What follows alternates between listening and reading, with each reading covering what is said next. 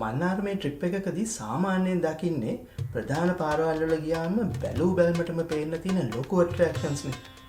පෘතුගීසි කොටුව, අයාලේ යන බූරුව, බාබැක් ගාසන්, තලිමන්නාරම් ජැටිය, ඔය වගේ දේවල් නේ. හැබැයි අතුරු පාරවල් වල කියොත් පයින් ගියොත් දකින්න විඳින්න තව ගොඩක් දේවල් තියෙනවා. මේකට මන්නාර මේ වැලි කඳු අතරට, තල් අරණට, විල් පිටියට, ලන්දට වෙරළට ලං වෙලා බලන්න. බලමු.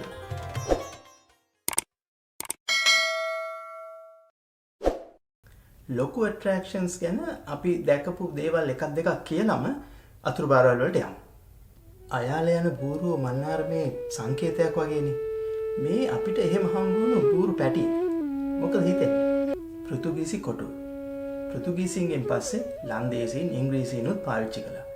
මෑත කාලෙදී මේ විදිහට මහා මුල් බිත්ති පලාගෙන යද්දිත් ලොකුවට ගස් හැදෙද්දි ඉතුරු වෙලා තිබුණ එකත් ලොකු දෙයක්. බාවබැබ් ගස්. අරාබි වෙලෙන්දෝ ගෙනාවා කියලා තමයි හිතන්නේ. බයෝබැබ් කියලා වැරදියට හඳුන්වනවා අහන්න දකින්න හම්බෙලා තියෙනවා. සමහර තැන්වල බෝඩ් පවා ගහලා තින්නේ බයෝබැබ් කියලා. ඒ වුණත් නිවැරදි නම බාවබැබ්. මෙතන තියෙන්නේ ආදම්ගේ සහ ඒවගේ ඇඩම් ඇන් ඊව් ඒ දෙන්නගේ සොහොන් කියලා තමයි මුස්ලිම් ජනප්‍රවාදයේ සඳහන් වෙන්නේ. මුස්ලිම් ජනතාවගේ ආගමික සහ සංස්කෘතික ආකර්ෂණයක්. හොඳයි එහෙනම් මන්නාරම් ගියත් වැඩිය දකින්න නැති මන්නාරම ලං වෙලා බලමු. ඔයාගේ ට්‍රිප් එක වැඩිපුර පරිසරයේ පැත්තට බර එකක් නම් මෙන්න මේ සැන්ක්චුවරි එක හරහා මන්නාරම් දූපතට යන්න. මේ වංකාලි සැන්ක්චුවරි එක. වෙනස්ම ලෑන්ඩ්ස්කේප් එකක්. ඒ වගේම කුරුල්ලෝ දහස් ගාණක් ඉන්න තැන. විශේෂයෙන්ම පර්යටන කුරුල්ලෝ, අපි සංචාරක කුරුල්ලෝ කියලා කියන්නේ මයිග්‍රන්ට්ස්ලා. ඒගොල්ලන් ලංකාවේ ගත කරන කාලේ, ඒ කියන්නේ සාමාන්‍යයෙන් සැප්තැම්බර් ඉඳලා අප්‍රේල් විතර වෙනකන්, කියන්නේ මේ කාලේ හරිම විශේෂ තැනක්. මාර්ෂ්, ස්වම්, මඩ් ෆ්ලැට්ස්, එතකොට සෝල්ට් මාර්ෂ්, මේ ඔක්කොම මිශ්‍ර වෙලා තියෙන හරිම අපූර්ව තැනක්. ඉරේලිය එන විදිහ අනුව, වඩදිය බාදිය අනුව දවසේ එක එක වෙලාවල් වලට එක එක විදිහයි. දැන් මේ තියෙන්නේ අධික ලවණතාවයට හැඩගැහුණු ලවණ වගුරු ගස්, නැත්නම් සෝල්ට් මාර්ෂ් ප්ලාන්ට්ස්. මම දැකලා තියෙන විදිහට නම් ලංකාවේ තියෙන වර්ණවත්ම පරිසර පද්ධතිය මේ සෝල්ට් මාර්ෂ්. මන්නාරමට ලස්සන මුහුදු වෙරළක් තියෙනවා. දූපත පුංචි වුණාට වෙරළ එක එක තැන්වල එක එක විදිහයි. සමහර තැන්වල ඉල්මනයිට් නිසා වෙන්න ඇති වෙරළ තද අලු පාටයි. හැබැයි මේ ටයිටේනියම් රිච් ඉල්මනයිට් සෑන්ඩ් එක මන්නාරමට කන කොක හඬවන්නත් ඉඩ තියෙනවා. වඩදිය බැහැලා ගිහින් සුළු වෙලාවකින් නම් තවත් කතන්දර කියව ගන්න පුළුවන්. මේ වඩදියත් එක්ක වෙරළීමට ඇවිල්ලා බාදියත් එක්ක ආපහු මුහුදට ගිහින් ජීවිතේ බේරගන්න බැරි වුණු සී ස්ටාර් කෙනෙක්. මෙයා නම් සොෆ්ට් කොරල් කෑල්ලක් වගේ තමයි පේන්නේ. ඒත් ෂුවර් නෑ. සමහර තැන්වල වෙරළෙත් මුහුදු වතුරේ පාවෙමනොත් කුරුල්ලෝ පිරීලා ඉන්නවා. විශේෂයෙන් මේ මාළු බෝට්ටු ගොඩට එන තැන්වල වෙරළේ සෑහෙන කුරුල්ලෝ ඉන්නවා. කොක්කු පවා මුහුදු වෙරළට ඇවිල්ලා ඉන්න එක ගැන පොඩ්ඩක් හිතලා බලන්නකෝ. දිය කඩਿੱත්තකට ගිහිල්ලා සෑහෙන වෙලාවක් බලාගෙන ඉඳලා මහන්සි වෙලා මාළුවෙක් අල්ල ගන්නවට වඩා මෙතනට ඇවිල්ලා මේ දැල් වලින් වීසි කරන පුංචි මාළු කන එක ඒගොල්ලන්ට වාසිය ඇති. හරියට නිකන් උයන්න බෑ කියලා හිතන දවසට කඩෙන් කනවා වගේ වෙන්නත් පුළුවන්. මේ තලිමන්නාරම් ජැටිය. අවුරුදු 30ක ගැටුම් වලට කලින් මට නම් පුංචි කාලේ මතකත් රැඳුණු තැනක්. ඒ කාලේ බොහොම උචාරු පෙනුමට තිබුණා. දැන් ගරා වැටලා. ඒ ළඟම තියෙන මේ පුංචි ජැටියේ ඉතිහාසය මොකක් වුණත් දැන් නම් ඒක ළමයින්ගේ කෙලි මණ්ඩලක්. ඒ වගේම වෙරළේ සුන්දරත්වයට චුට්ටක් පිටිපස්සෙන් ජීවිතේ ගැට ගන්න ෆයිට් එකක් දෙන මිනිස්සුන්ගේ ජීවිතේ ගලාගෙන යනවා. මන්නාරම කරවල වලට ප්‍රසිද්ධයිනේ. මේ කරවල වේලීමේ එක අවස්ථාවක්. කඩලාන මුහුදු වතුරේ ලවණ ගතිය තරමක් අඩු වෙන තැන්වල, කලබු අතරවල එහෙම හම්බ වෙන අපූර්ව පරිසර පද්ධතියක්. ලවණ ගතිය ඉතාම අධික මඩ පසේ හැදෙන්න හොඳට හැඩගැහුණු ගස් වර්ග ගණනාවක් තියෙන පරිසර පද්ධතියක්. ඒ වගේම සුලි සුළං වලින්, හානිකර රැලි වලින් ගොඩබිම බේරගන්න පවුරක්. මේ 100 ගාණක් පුංචි දුම්බට වගේ උඩට මතුවලා තියෙන්නේ මේ ඔක්සිජන් අඩු පසේ හුස්ම ගන්න උත්සාහ කරන මුල් වලට ඔක්සිජන් අරගෙන යන්න උඩට ආපු පයිප් ලයින් වල අග්ගිසි. බාදිය වෙලාවට නම් මේවා අතරේ කෑම හොයන කකුලෝ, ගොළු බෙල්ලෝ එහෙමත් දකින්න පුළුවන්. ඒ අතරේ ඇවිදින තව අයත් ඉන්නවා. බලන්නකො මෙයාගේ ජේතුකාර පාටවල් ටික. ඔය ඇස් වටේ තියෙන කොළ පාට, කකුල් රතු වෙලා තියෙන එක සාමාන්‍ය කාලෙට තියෙන පාට නෙමෙයි.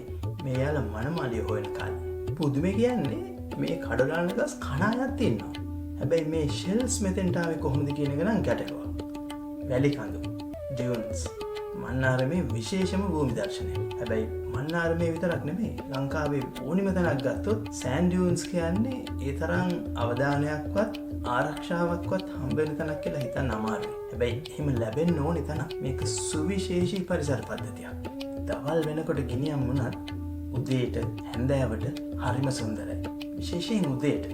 මම නම් අර මන්නාරම් පිටිවැල්ල කියන එක හොඳටම හිතට දැනෙන විදිහට අත්විඳි ඉරේලිය සැරවෙන්න කලින් මේ ඩියුන්ස් අතරේදී. ඒ වෙලාවට සීතල හරිම සුමුදුවට ගලා හැලෙන හරිම සියුම් පිටිවැල්ලක් තියෙන්නේ. එහෙම සීතල වැල්ලේ නොයෙකුත් කතන්දරවල සලකුණු දකින්න පුළුවන්. වැල්ල හීතල වෙච්ච රැට තමන්ගේ වැඩ කටයුතු සඳහා එහෙම යන පුංචි සත්තුන්ගේ අඩිපාරවල් නැත්තම් ට්‍රැක්ස්. දවල් වෙනකොට රස්නේ වැඩි හින්දා සමහරු ගුල් ඇතුළට යනවා. ඒ වගේම කළුවර වැටීගෙන එනකොට නිකන් ටීක් බෝලයක් සිමෙන්ති පොළොවකට අතහැරියාම බම්ප් වෙවි යනකොට එන සද්ද වගේ අපූර්ව හඬකින් නාද කරන නයිට් ජා කුරුල්ලෝ හම්බ වෙන්න පුළුවන්. මේ එහෙම නයිට් ජා කෙනෙකුගේ පැටි. බලන්නකෝ මේ වටපිටාවට එයා කැමොෆ්ලාජ් වෙන හැටි. හැබැයි මන්නාරම් වැල්ලේ පරිස්සම් වෙන්න දේවලුත් තියෙනවා. ලංකාවේ ඉන්න උග්‍රම විෂ සහිත සර්පෙක් කියලා සැලකෙන සෝස්කේල් වයිපර්ගේ වාසස්ථානයත් මේ වැල්ල. මේ කටුක පරිසරයේ ජීවත් වෙන එක බැලු බැලමට ලේසි නෑ. ගස් සැලකුවොත් බොහොම බුරුල් වැලි පසක් තියෙන්නේ. වතුර රඳන්නේ නෑ. කොහොමද ගහක් මේ පරිසරයට ඔරොත්තු දෙන්නේ? සත්තුත් ඒ වගේම තමයි. ඒගොල්ලන් තමන්ව ගොදුරු කරගන්න එන අයගෙනුත් බේරෙන්න ඕන. අපි පිටින් ඉඳන් බලලා මේක කටුකයි කියලා කිව්වට මේ පරිසරයට හැඩගැහුණු අයට නම් මේක පාරාදීසයක් වෙන්නත් පුළුවන්. අපි යමු තල් අරණට. මේ මන්නාරමේ කටුක සැර අවුවත් එක්ක සැලකුවාම එක පාරටම හිතෙන්නේ නැති වුණත් තල් ගොමු වලින් හම්බ වෙන හෙවන හරිම සුවදායකයි. ඒ වගේම අර ශක්තිමත් තල් අතු, තල් ඉරටු උලඟට හෙලවිලා එකට වදිනකොට එන හඬ හරිම අමුතුයි. ඒ වගේම සමහර වෙලාවට හරිම গুপ্তයිත් එක්ක. ඒ වගේම මන්නාරමේ තල් ගොමුවක මං කීයටවත් බලාපොරොත්තු වෙච්ච නැති දෙයක් තමයි මේ ඕකිඩ් එක. මම දකින අවස්ථාව වෙනකොට මල් ඉවරයි. දැන් මේ තියෙන්නේ ගෙඩිනේ. මං ඉතින් මල් තියෙන අවස්ථාව හිතින් මවා ගත්තා. තල් අරණ වේගයෙන් සංවර්ධනය වෙනවා. ඒ අතරේ අර සාම්ප්‍රදායික ජීවිතයත් තාමත් ගලාගෙන යනවා. සමහර තැන්වලදී තල් අරණ යටි වියන හදන්නේ ලඳු කැලෑ. තවත් සමහර තැන්වල ලඳු කැලෑව තල් අරණ පරදවල නැගී හිටිනවා. ඒක බොහෝ විට වෙනව ඇත්තේ පසේ තියෙන තත්වය මේ තල් ගස් වලට වඩා මේ ශුෂ්ක කලාපයේ අර කටු පඳුරු සහිත ලඳු කැලෑ කියන්නේ අන්න එහෙම ඒවට වඩා සුදුසු තැන්වල වෙන්න ඇති. මේවා අද්දරවල් වල අපිට හුරු පුරුදු මහවරා ගස් දකින්න පුළුවන්. මේකේ මල ලස්සන වුණාට කිරි නම් ඇස් අන්ධ කරවන තරම් විශේෂයිතයි. සමහර විට මරණීයයි කියලා කියනවා. ලන්දට මල් පිපිලා නපුරු කටුත් එක්ක ලස්සන මල් හරිම අපූර්ව වෙනසක්. කුරුමිනි කුරුල්ලෙකුත් ඇවිත්. සමහරු නම් හැබැයි කටු නැති අහිංසකයෝ. ලඳු කැලයට යට වෙච්ච අතීතයේ අමිහිරි මතක වගේම මිනිස්සුයි ලඳු කැලේ අතරේ තියෙන සම්බන්ධතාවය පෙන්වන දර්ශනත් දකින්න පුළුවන්. මේ කතා කෝකත් කියවගත්තාම අත්දැකීම තවත් සම්පූර්ණ වෙනවා. මන්නාරමේ ජීවිතය ගැන බලද්දී ගොවිබිම් අමතක කරන්නම බෑ. නිල්ල ගැහුණු කුඹුරු යායවල්, පොල් රුප්පාවල්, ඒ අතරින් ඇදීගෙන යන ගමේ ගුරු පාර, ඒ වගේම එළු පට්ටි, හරක් පට්ටි, වැටමායින් වල හැදෙන ඔලිඳ, කපුපුළුම් පොඩි පොඩි කතා කියනවා. සමහර කතා වඩාත් පැහැදිලි. බලන්නකො මේ මිනිස්සයාගේ අතේ මොකද්ද තියෙන්නේ කියලා. ලංකාවට පර්යටනය කරපු කුරුල්ලෙක් අල්ලගෙන යන්නේ. අදෙන් පොරෙන් අපි කුරුල්ලා නිදහස් කරේවා. ඒ ඉතින් අපේ වැලියුස් අනුව හිතලා සංස්කෘතික ගැටුමක්. හරිද මන්දා? මන්නාරමේ විල්. මන්නාරමේ ජලජ පරිසර සෑහෙන තියෙනවනේ. මේ වගේ පුංචි වතුර වලවල්, කලපු වගේම වගුරුබිම්, විල් සෑහෙන තියෙනවා. මේ දූපත කුරුළු පාරාදීසයක් වෙන්න මේ ජලජ පරිසර සෑහෙන ලොකු හේතුවක්. කලපුවට කෙලින්ම සම්බන්ධතාවයක් තියෙන ඒවා නම් වඩදිය බාදිය එක්ක වතුර මට්ටම වෙනස් වෙනවා. එතකොට අර නිරාවරණය වෙන මඩ්ලට්ස් කුරුල්ලන්ට තෝ තැන්නක්. හැබැයි මේ අනෙක් විල් හැම එකක්ම වගේ එක්තරා කාලයකට හිඳිලා යනවා. එහෙම වතුර අඩු වෙගෙන යනකොට ඒවයි මාළු අල්ලගන්න පහසු හින්දා ඒවට කුරුල්ලෝ රංචු ගහනවා.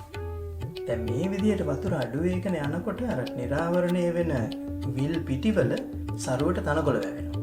එතකොට ඒවා තව කට්ටියකට වාසස්ථාන වෙනවා. මන්නාරමේ තවත් ලක්ෂණයක් වෙච්ච අර්ධ වනජ පෝනි වල්ලශ්ව කියලා කියන්න පුළුවන්. හැබැයි අර ඔය බූරුව වගේම අර්ධ වනජ තත්ත්වයේ ඉන්නේ ෆෙරල් පෝනීස්. හැබැයි අතීතයේ තරම් මේ විල්වල වතුර පිරෙන්නේ නැතුව ඇති සමහර විට. ඒ නිසා ස්ථිරවම නිරාවරණය වෙච්ච කොටසුත් විල් පිටිවල තියෙනවා. ඒවයි බොහෝ දුරටම ස්ථිරව හැදුණු පාරවල් එහෙම දකින්න පුළුවන්. සමහරු ඒ විල් පිටිවල ඉඩම් අල්ලගෙනත් තියෙනවා කියලා පේන්න තියෙනවා. මේ දේවල් හරි කියනව නෙමෙයි. හැබැයි මන්නාරමට එන්න නියමිත ලොකු සංවර්ධන වැඩත් එක්ක අනාගතයට මන්නාරම මේ විදිහට ඉතුරු වෙයිද කියලා සැකයි. තේ පෙට්ටි හදන්න සිංහරාජ කපපු රටේ මන්නාරමත් කජ්ජක්ද කිව්වලු. කෙටි කාලීන වාසි වලට පිළිදෙනවට වැඩිය දීර්ඝ කාලීනව පවත්වාගෙන යන එක තමයි වඩා වටින්නේ. ඉතින් ඔයාට මේ වීඩියෝ එකෙන් ගත යුතු යමක් තිබුණා නම් ලයික් එකක් දාන්න, ඔයාගේ අදහස් කියන්න කමෙන්ට් එකක් දාන්න. ඒ වගේම යාළුවොත් එක්ක ෂෙයා කරගන්න. අපිව සබ්ස්ක්‍රයිබ් කරලා නැත්නම් සබ්ස්ක්‍රයිබ් කරන්න. එහෙමනම් ස්තුතියි බැලුවට. ආයෙ දවසක හම්බෙමු.